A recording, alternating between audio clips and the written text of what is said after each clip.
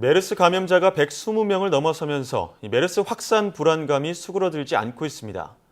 보건당국은 애초에 메르스가 공기를 통한 감염은 이루어지지 않는다고 강조했는데 실제 확산 양상을 보면 이게 맞는 말인지 의문이 들 정도인데요. 경희대 생물학과 정용석 교수 전화로 연결해 메르스 바이러스의 공기 감염 가능성에 대해 알아보겠습니다. 교수님 안녕하십니까? 네, 안녕하세요. 네. 정영석입니다. 반갑습니다. 이 메르스가 재채기나 기침을 통해서 감염되는 호흡기 질환이기 때문에 공기 중 감염의 가능성이 끊임없이 있었는데요. 하지만 보건당국이 공기 중 감염 가능성은 없다라고 발표했습니다.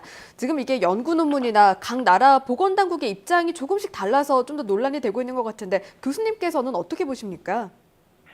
네, 우선은 아마 공기 감염이라는 용어 자체가 정부 당국에서 쓰는 개념하고 일반인들이 받아들일 수 있는 개념하고 약간 차이가 있어서 그런 게 아닌가 하는 생각이 먼저 들고요.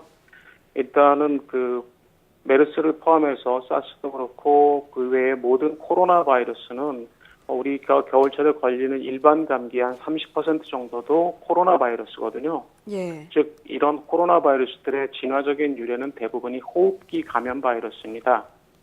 호흡기 감염 바이러스라는 것 자체가 숨을 통해서 들어온다라는 것이기 때문에 네. 이런 병원체들이 사람 몸으로 들어올 수 있는 경로를 생각한다면 호흡으로 들어올 수 있는 모든 경로 혹은 매개물, 즉 기침으로 한 침방울도 낼 수 있겠고요.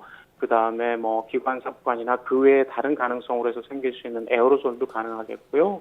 그리고 네. 우리가 그 다음 단계까지도 생각해 볼 수 있는 공기 감염도 어쨌든 마음속으로 준비하는 것이 맞지 않나.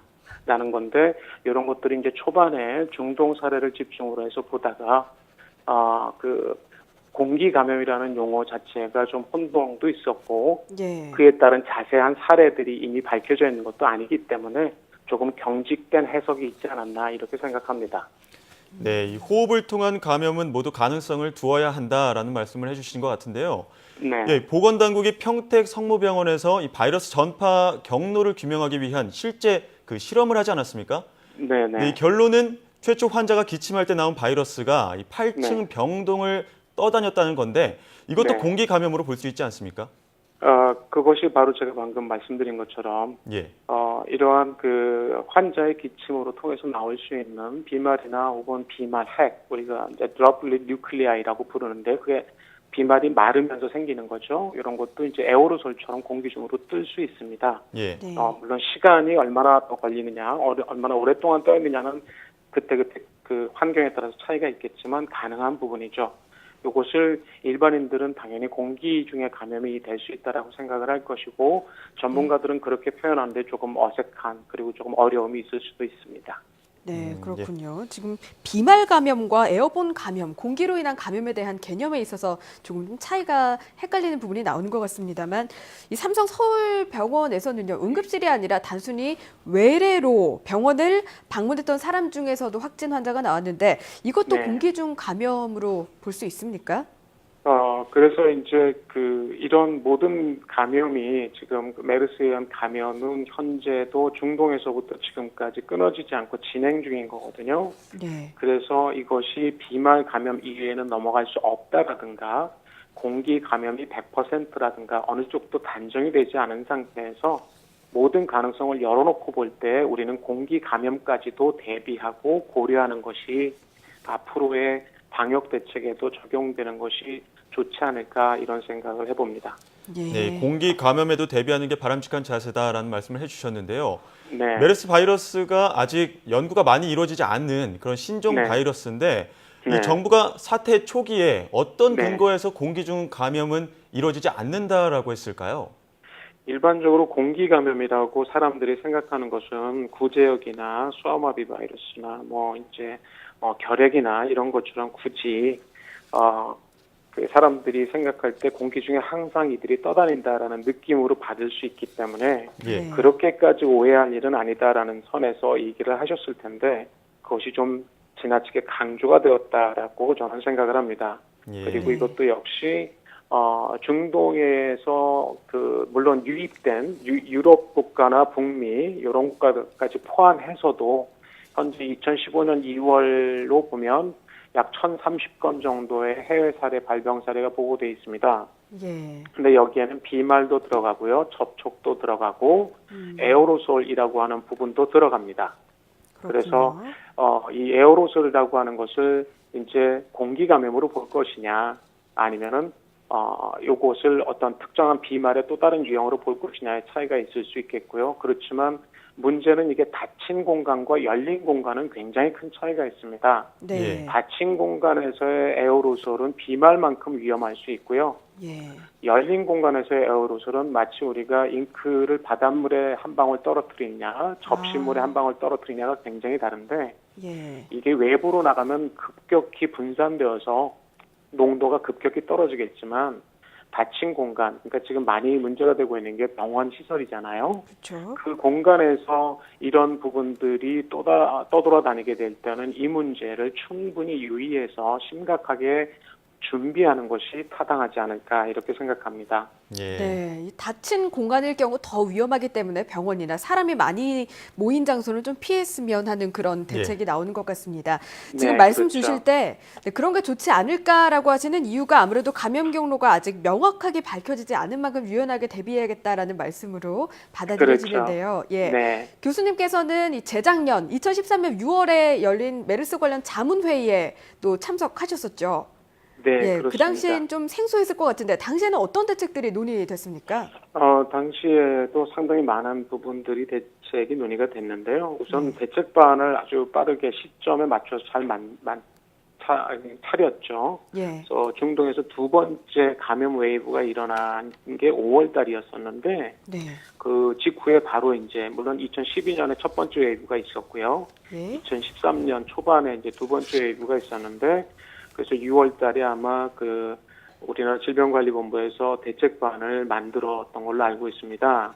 예. 예. 그래서 대책반을 계속해서 운영하고, 그다음에 검역 문제라든가 환자의 감시 부분, 그래서 국내에 유입할 수 있는 의심 환자의 조기 발견을 위해서 예.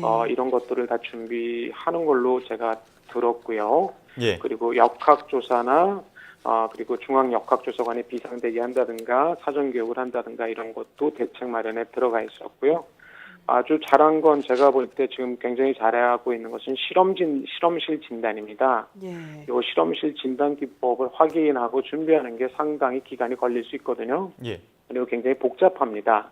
그런데 이 실험실 진단 기법과 그 인력을 충분히 준비를 해놨기 때문에 그나마 지금 저희가 그때그때 환자가 나오는 대로 바로바로 조사를 해서 확진과 의심과 이런 걸 나눌 수 있었던 것은 정말 다행이라고 생각이 되고요. 그다음에 환자 관리, 그러니까 국가지정병원이라든가 공공병원 이런 데 치료병상 가동 준비 태세도 아마 점검을 하시고 있는 걸로 알고 있었습니다. 예. 2013년부터 질병관리본부가 대책 방안을 마련을 했었고 그중에서 실험실 진단은 아주 잘 이행이 됐다라는 말씀을 해주셨는데요. 네. 이 메르스 바이러스의 공기 감염 가능성에 대해서 이 외국에서는 어느 정도 연구가 진행이 됐습니까? 네, 지금 말씀 조금 전에도 드렸긴 했는데요. 예. 공기 감염 연구를 메르스를 대상으로 하기는 굉장히 어렵습니다. 일단은 이 바이러스가 감염되면 질병이 굉장히 심각하게 진행될 수 있기 때문에 임상적 실험은 할 수가 없고요. 주로 이 감염 경로에 대해서 추적하는 것은 역학조사 결과를 가지고 추정을 하게 됩니다. 네. 그런데 이것이 이제 저희에게 좀 어려움이 되었던 거죠. 중동 케이스를 포함해서 대부분의 사례들이 아무래도 에어로졸 감염은 좀 어렵지 않겠느냐 하는 부분들이 추정이 될 수 있었기 때문에 우리가 좀 경직되게 생각을 했던 것인데, 중동 지역이라고 한다면 대부분의 역학 자료에 영향을 미쳤을 텐데 그 결과가 거기는 고온하고 건조하고요. 우리는 비교적 그쪽보다 온난한 기후이고 습도도 약간 높습니다. 이 차이가 굉장히 큰 차이를 만들 수도 있습니다. 열린 공간에서는. 물론 그렇군요. 닫힌 공간이라고 하더라도 우리가 병원이라는 게 완전히 닫힌 공간은 아니잖아요. 밀폐는 아니니까. 네. 그런 점에서 본다면 환경적인 부분도 영향이 있지 않았을까, 이런 것이 걱정이 되고요. 해외 연구 사례라고 볼 수는 없지만 역학조사의 결과를 가지고 해외에서도 연구자들이 그의 베이스를 두고 추정을 한 결과라고 생각이 됩니다. 네, 그렇군요. 이게 온도가 높고 습도가 높을수록 메르스 바이러스가 살기 어려워지는 것이죠. 그렇죠. 예. 네, 이 점을 아니요, 습도가 좀 건조해야죠. 습도가 물론 오히려 지금 건조하고, 습도가 지금 요 문제도 사람들이 좀 얘기를 하고 있는 것 같은데요. 예. 습도가 아주 높으면 당연히 그럴 겁니다. 그러니까 막 70%, 80% 이렇게 넘어 우리나라 장맛배 같은 때죠. 네. 그러나 중동에 비해서 우리의 평균 습도는 우리가 높습니다. 아, 그렇군요. 예, 요걸 간과하고 있는 것 같아요. 네, 그렇군요. 습도가 오히려 높으면 바이러스가 예, 생기기 힘들다. 그러니까 아주 높거나 아주 높거나. 아주 건조하면 이 바이러스가 견디기 힘들겠지만 네. 오픈된 공간에서 그러나 중간 정도의 습도 지금 우리나라 같으면 40%, 50% 네네. 요 정도는 아주 건조하거나 아주 높을 때보다 정도는 오히려 아니다. 바이러스가 견디기 적절하죠. 네, 그렇습니다. 네, 이 바이러스의 변이 가능성에 대해서도 많은 분들이 궁금해하시는데 보건당국은 변이 가능성은 없다라고 결론을 내렸는데 학계에서는 의견이 좀 분분한 것 같습니다. 교수님 어떻게 보십니까? 이것도 염기 서열을 결정해서 유전 정보를 보고 기존의 것과 비교했을 때 변이가 얼마나 일어났느냐를 보는 건데요. 예. 지금 현재로서는 기준주인 그 EMC 균주하고 바이러스주하고 그다음에 사우디아라비아에서 최근에 분리되었던 그것과 비교했을 때 그렇게 우리가 우려할 만한 상황은 아닌 것 같다라고 표현은 했습니다. 그런데 예. 여기서 우리가 주목해야 될 부분은 보통 전염력의 변화라고 한다면 예. 그 바이러스의 흡착 단백질 유전자를 보는 것이 중요합니다.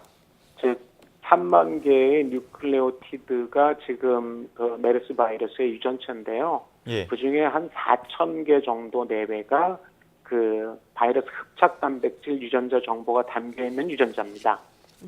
이 부분에서 몇 개가 바뀌었느냐가 중요하고 어떤 지점이 어떻게 바뀌었느냐가 굉장히 중요하기 때문에 예. 전체를 놓고 봤을 때 이거는 어떻다, 이거는 어떻다라고 얘기하기는 조금 시기상조인 것 같고요. 네. 앞으로도 우리가 변이 가능성을 계속해서 봐야 한다고 저는 생각하는데 그거를 본다면 그 부분에 집중을 해서 충분히 추론과 유연한 사고를 가지고 가능성을 열어놓고 변이 가능성을 추적하고 진단하는 게 필요합니다. 모니터링이 필요하다는 것이죠. 예, 알겠습니다.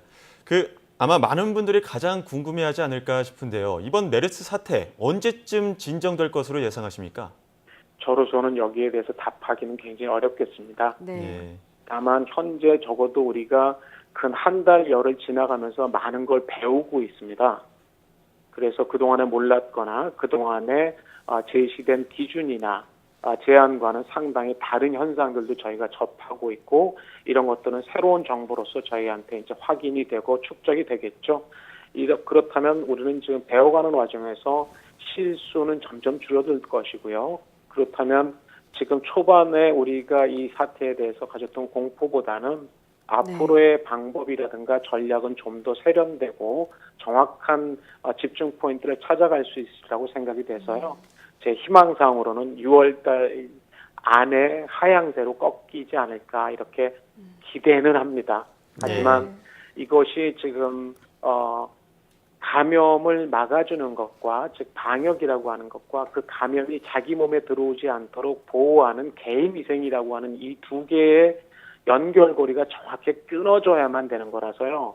예. 어느 한쪽의 노력만으로 되는 것은 아닙니다. 결국 메르스의 확산을 막으려면 현재 상태에선 방역 당국은 이미 감염된 환자로부터 바이러스가 다른 환자에게 전파되거나 외부로 방출되는 가능성을 최소화하는 것이 가장 중요하고요. 네, 예. 그렇겠죠. 그 다음에 네.